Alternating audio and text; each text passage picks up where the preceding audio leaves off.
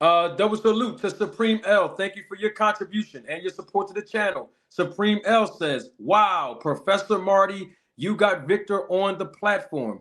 Big things popping. Ask him what was the different things Bud was talking about. Excuse me, excuse me. Let me read that correctly. Ask him what was the different things Bud was taking other than snack guys." And he's referring to Victor. If you don't know, Terence Crawford was asked about the snack program and the edge and benefits, and Terence Crawford's words were, and I quote, "I use certain things with snack that other fighters don't use." So the question is, what was Terence Crawford referring to when he said that? Okay. As I stated earlier, the first thing that we do is very comprehensive blood testing, right? On each and every fighter, depending upon what imbalances, what excesses, what deficiencies that we find, I make specific recommendations for various legal, I repeat, legal supplements. Okay. Snack doesn't carry all the supplements that exist. So if he happened to be, and this is a theoretical, low in iron, well, I might send him a different brand of iron. Or if I think we need to boost his testosterone, well, I might send a different brand of vitamin D3 or DAA. Ladies and gentlemen, members of the jury, members of the Roll the Tape film crew.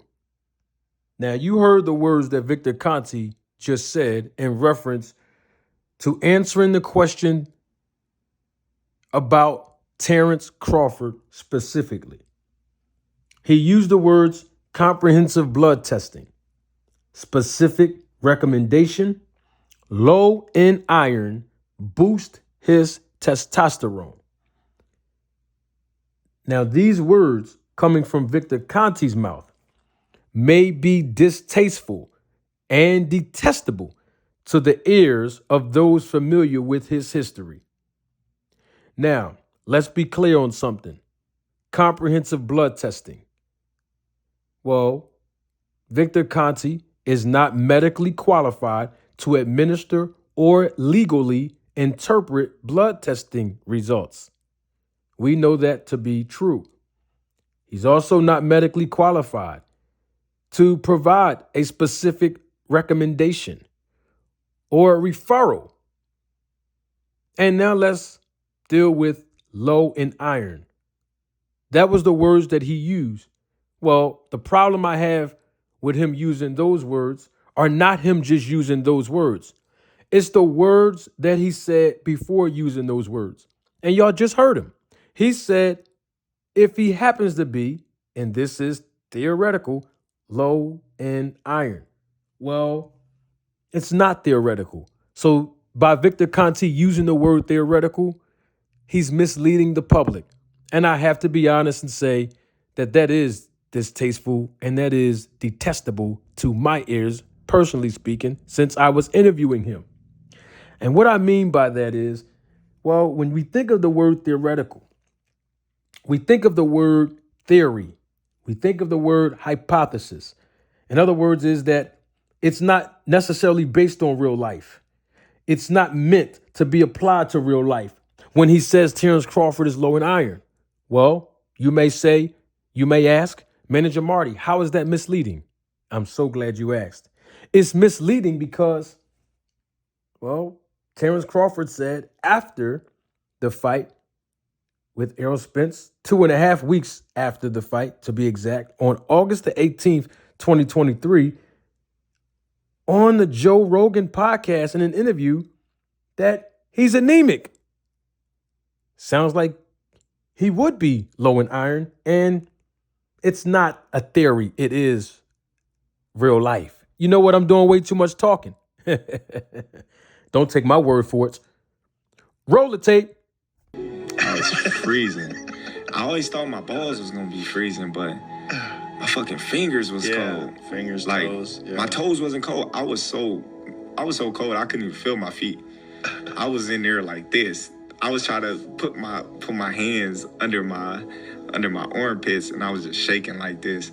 And I was just like, I'm about to get out there. It was like, they was motivating me, and I was like, man, I can't, man, this is the hardest thing that I ever did because I'm anemic, so me and Cole don't. You're anemic? Yeah, I gotta take iron pills. Really? Yeah. Interesting. Is that before you stopped red meat always? Yeah. Really? When I was little. That's interesting to me. Well, you just heard Terence Crawford say that he's anemic. And Joe Rogan was surprised, and he basically thought that he meant that he just found out that he was anemic. Well, Terence Crawford said that since he was little, he's been anemic. The interesting thing about that is that Terence Crawford never publicly ever made a reference to him being anemic before the fight with Errol Spence.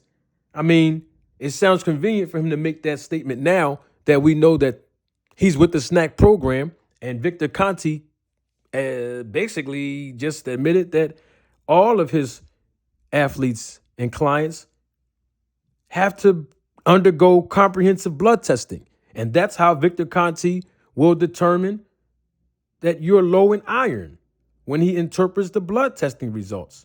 So it sounds like to me that Terence Crawford didn't know that he was anemic, or maybe he's not anemic. I don't know, because Victor Conte is the one who's interpreting his blood testing results, right? Well, he do know he's low on iron. Of course he would know that if those blood tests are being interpreted by Victor Conte. Now, the interesting thing about that is, like I said, he never publicly mentioned anything about being anemic, since he said he's been anemic since he was little, when he didn't have a problem with being low in iron for the first 36 professional fights and 29 to 30 knockouts consecutively before he got with the snack program in Victor Conte. And somebody might say, well, Manager Marty, what are you talking about? How do you know? You know what? Don't take my word for it. Roll the tape. Those people that live in cold climates that run in the winter, man, that's a hardy breed of human.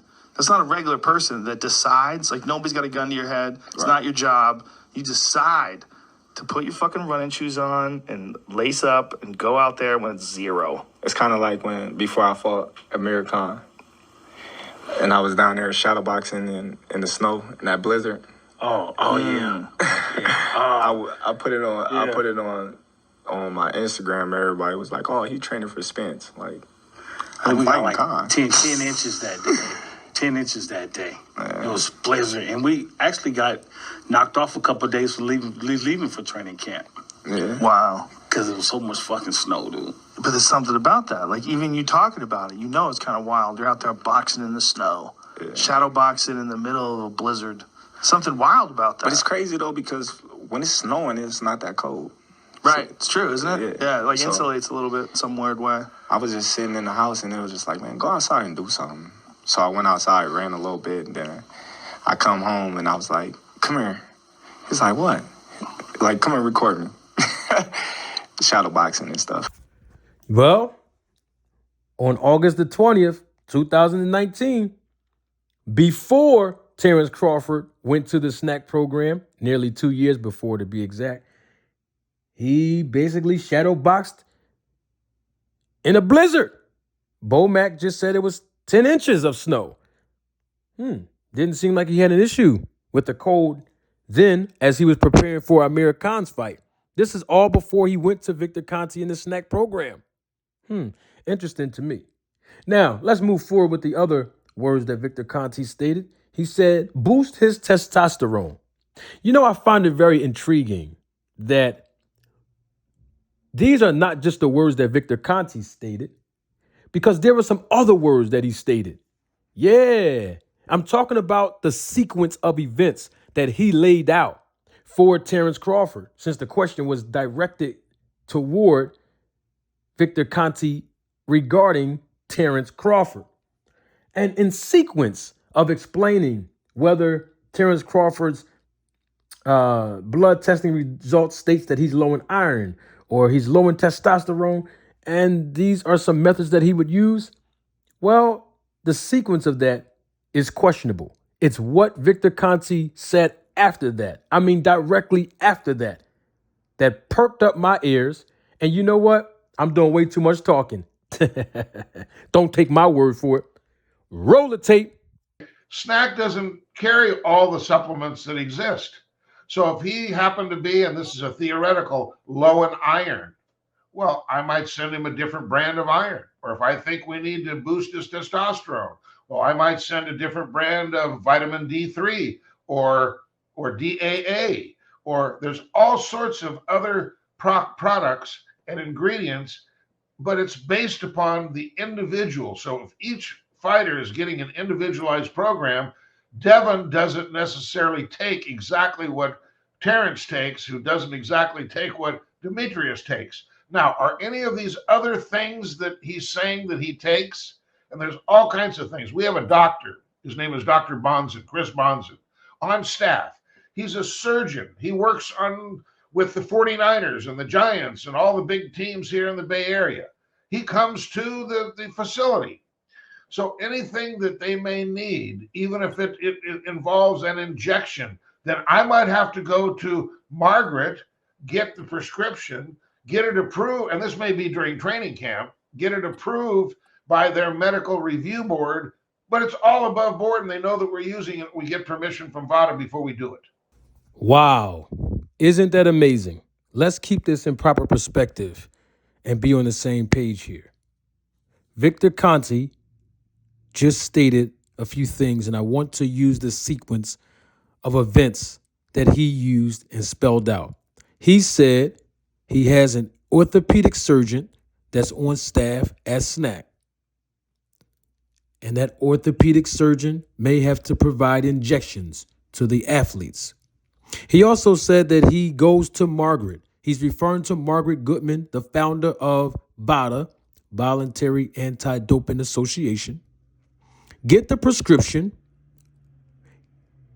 get it approved by VADA's medical review board, and then get permission from VADA before we do it. He's referring to a process known as therapeutic use exemption. I mean, why else would an athlete or a quote-unquote nutritionist need to gain permission from an anti-doping testing agency?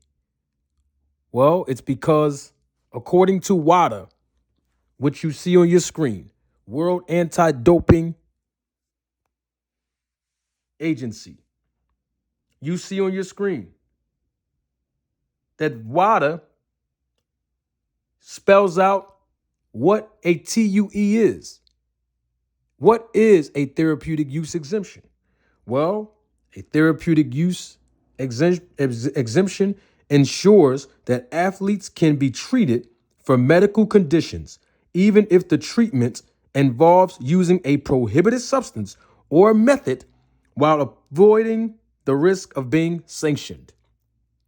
This is one of the oldest tricks in the books, in cycling, in track and field, and now, of course, in boxing, where an athlete can basically get a prescription after comprehensive blood testing results proves that they're low in iron. Most of the time they do it when they're low in testosterone. And then they basically can get this prescription, send in the prescription along with their therapeutic use exemption application from VADA, along with the medical physician's information and prognosis. And then they can be treated for this medical condition. And the treatment may possibly involve a prohibited substance, a substance that's on the banned substance list, basically a performance enhancement drug. To be able to receive this exemption by the anti-doping agency or association, so that when this athlete, particularly a boxer, tests positive for a banned substance, well, they won't be penalized. They avoid that risk of being sanctioned and penalized because they received an exemption. You see the process? You see the loophole in this?